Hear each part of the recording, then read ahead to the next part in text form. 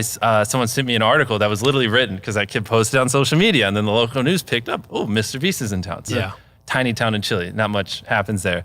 And then all of a sudden, people are like, oh, what hotel is he staying at? And then people figure out that we're at that hotel. And now there's like 200 people outside this hotel running up and down the hallways, like knocking on doors, trying to figure out which room's me and Carl. And we also had like the dream team there as well, so which made it even bigger.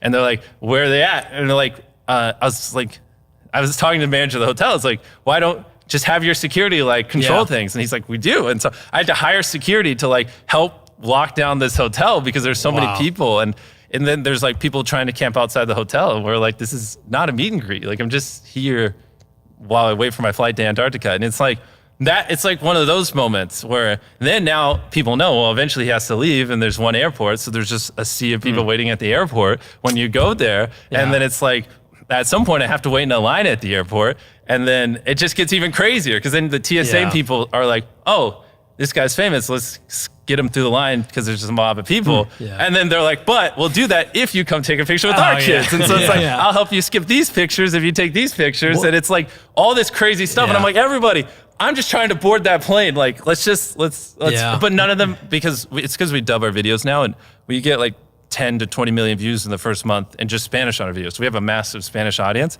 And so like none of these people speak English. So I'm like really struggling too because I'm like, hey guys, I'm a little uncomfortable. There's a lot of people around me, but they don't have any idea what I'm saying. And they're just like, photo. And so, anyways, you get experiences like that where you're like, you seriously question like, is this actually worth it? Like, because obviously it just makes traveling and everything infinitely more stressful. And and it's interesting because when you're sitting here, like we were with you in an edit session last night, like you're crafting the videos to get as big as possible.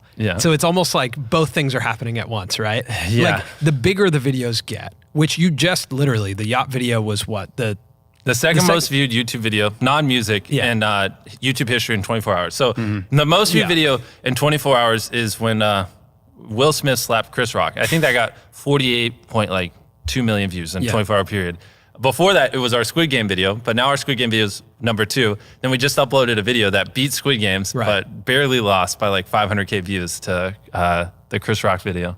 I mean, that's crazy, right? So you're at this moment where you're reaching the most amount of people. So that, literally, like, the most like you could ever fathom. It's going to continue. Video. If you were to get a 1 out of 10 on your channel in the YouTube studio right now. The only way this is like a crazy sentence, but the only way my next video that I uploaded is a actual 1 out of 10 is if it is the most viewed video in YouTube history in a 24-hour period, because my last video was the second most viewed video in YouTube history in a 24-hour period. And so I'm like talking to my team because they, they obviously care what the video is out of 10. Every creator does. And I'm like, hey team, I think on this one, it's okay if we get like a 4 out of 10, a 5 out of 10.